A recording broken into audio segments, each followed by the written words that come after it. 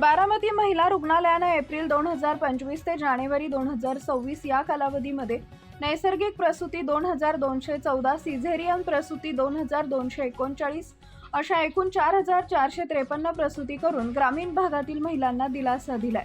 तसेच बाह्य रुग्ण विभाग 37334, आंतररुग्ण विभाग 11625, खाटा आरक्षित प्रभाग 103.96%, मोठ्या शस्त्रक्रिया 2390, लहान शस्त्रक्रिया 2146 करण्यात आल्या आहेत। याकरता दिवंगत उपमुख्यमंत्री अजित पवार आणि उपमुख्यमंत्री सुनेत्रा पवार यांचे रुग्णालयात आरोग्य सुविधा बळकटीकरणासोबत नागरिकांना दर्जेदार आरोग्य सुविधा उपलब्ध करून देण्याच्या अनुषंगाने वेळोवेळी मार्गदर्शन लाभलं आहे।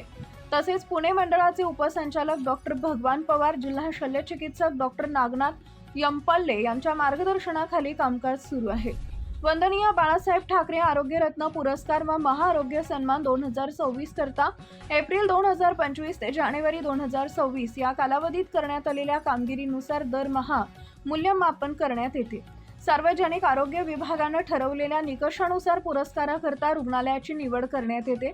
महिला रुग्णालय प्राप्त गुण: अमरावती जिल्हा महिला रुग्णालयास 21.2 गुण मिळाले असून प्रथम क्रमांक, तर बारामती महिला रुग्णालयास 21 गुण मिळवून दुसरा क्रमांक मिळाला, तर नागपूर जिल्हा महिला रुग्णालय डागा 20 गुण मिळवून तिसऱ्या क्रमांकाचा पुरस्कार मिळाला आहे। महाराष्ट्र राज्यामध्ये महिला रुग्णालयाच्या वर्गवारीमध्ये वंदनीय बाळासाहेब ठाकरे आरोग्य रत्न पुरस्कार व महाआरोग्य सन्मान 2026 महिला रुग्णालयास प्राप्त झालाय। यशवंतराव चव्हाण सेंटरच्या मुख्य सभागृह मुंबई इथं आयोजित कार्यक्रमात सार्वजनिक आरोग्य मंत्री प्रकाश आंबेडकर, आरोग्य राज्यमंत्री मेघना बोर्डीकर यांच्या हस्ते रुग्णालयाचे वैद्यकीय अधीक्षक डॉक्टर बापू अनंतराव भोई यांनी पुरस्कार स्वीकारला। डॉक्टर नागनाथ यंपल्ले, जिल्हा शल्यचिकित्सक, बारामती येथील महिला रुग्णालयामध्ये पुणे मंडळामध्ये महिलांची सर्वात अधिक प्रसूती होतात। सर्व मातांना उच्च व दर्जेदार सुविधा दिल्या जातात।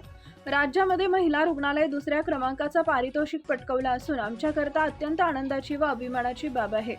डॉक्टर बापू आनंदराव भोई, वैद्यकीय अधीक्षक, महिला रुग्णालयात आलेल्या रुग्णांना दर्जेदार व अत्याधुनिक आरोग्य सेवा उपलब्ध होईल याकरता सातत्याने प्रयत्नशील आहेत।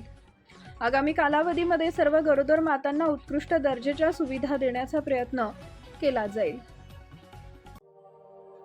अशाच नवनवीन बातम्या पाहण्यासाठी बारामती वार्तापत्र चॅनलला लाईक करा, शेअर करा, सबस्क्राईब करा आणि बेल आयकॉन प्रेस करा।